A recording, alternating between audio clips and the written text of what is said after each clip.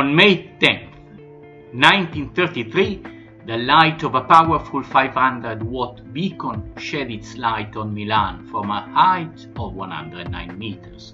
The 5th Triennial Exposition of Modern Decorative and Industrial Arts had just been inaugurated and was being held for the first time in the city of Milan.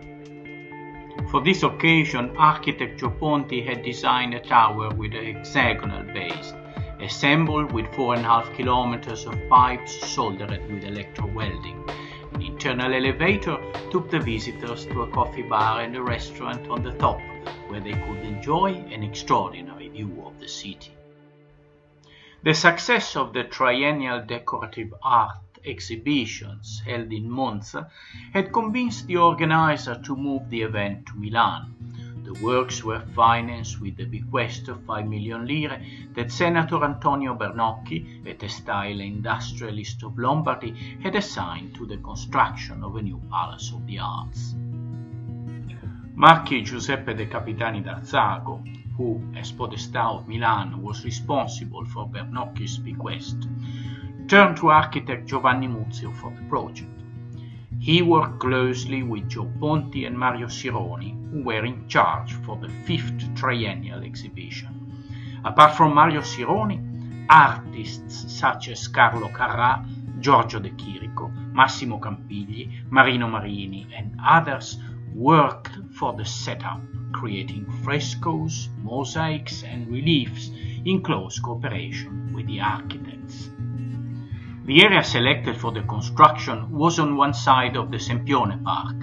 The new building would complete, as fourth architectural element, the park's two axes.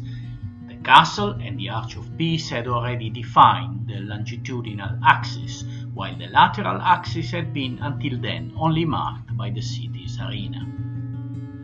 The palace is characterized by a large semicircular apse on one side, reminding of a basilica, and by a large protruding gateway in pink granite of Baveno, with a pronaos with 3 arches, the central one rising to the top of the gateway. The structure is intersected by a balcony, supported by 4 slender columns. On the opposite side, a U-shaped marble portico seems to embrace the part behind.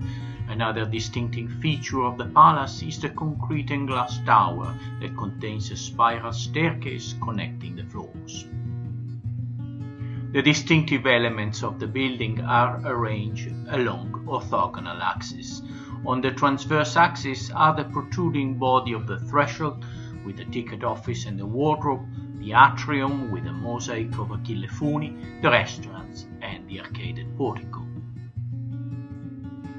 On the longitudinal axis, we have the theatre, the main staircase, with the atrium at the crossing of the 2 axes, and the bookshop, which is now in the area where Muzio had created the impluvium, conceived as a winter garden, a space with a height of almost 15 meters and a square opening on the roof. Inside it, a sculpture by Leone Lodi, designed by Mario Sironi. Connected to the impluvium, a small courtyard, a true cascade of light in the heart of the building. Afterwards, these spaces were covered and divided in 2 floors. This change, implemented after the war, destroyed the most suggestive part of the palace. Around this nucleus, the exhibition spaces are arranged along a semicircular gallery.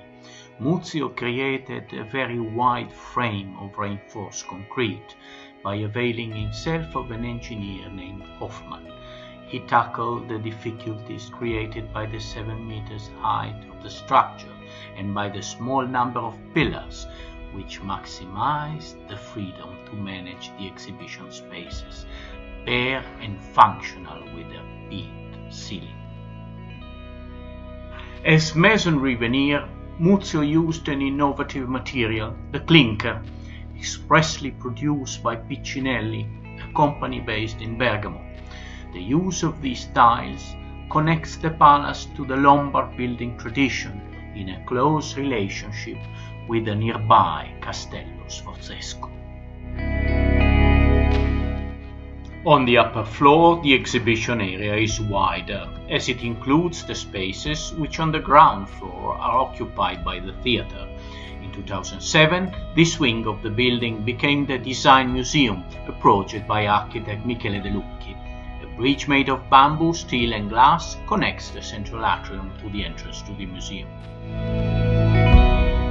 On the same axis, where once a balcony overlooked the impluvium, another exhibition room has been created.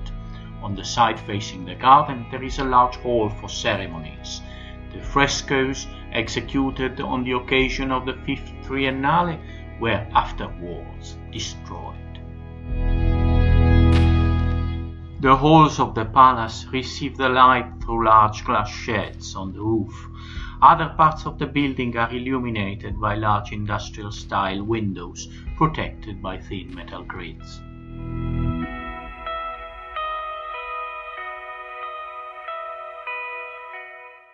The palace, with its large windows, overlooked a terrace with a hemicycle and a fountain, flanked by 6 monumental arches designed by Mario Sironi.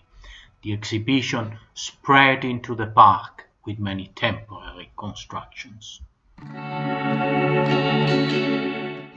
The projects, designed by the best rationalist architects of the time, highlighted the use of new materials and cost-saving solutions, alongside traditional projects such as the country villa, the Apennine house and the small hillside hotel. More innovative projects appeared, such as the all-steel house, the steel structure house, the villa studio for an artist by architect Pollini, the wooden holiday home by architect Lancia, and the Saturday house for spouses by architect Portaluppi. They made the building of Muzio appear almost outdated in the eyes of certain critics who objected to the essential classicism of its structure.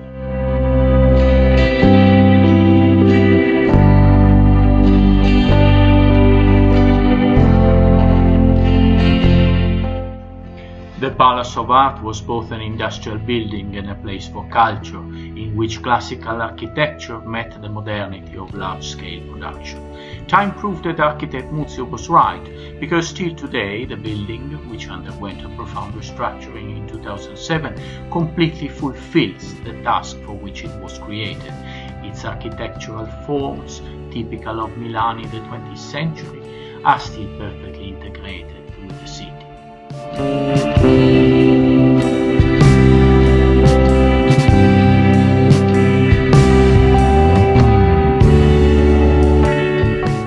The symbiotic relationship with the park has been interrupted after the construction of iron railings which prevent the access to the palace garden and its sculptures.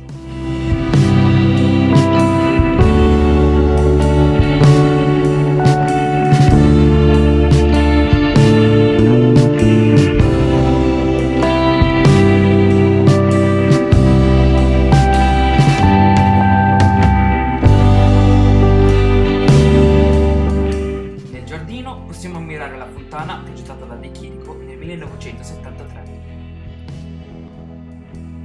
These are the famous mystery baths created for the 15th Milan Triennial within the project Art City context.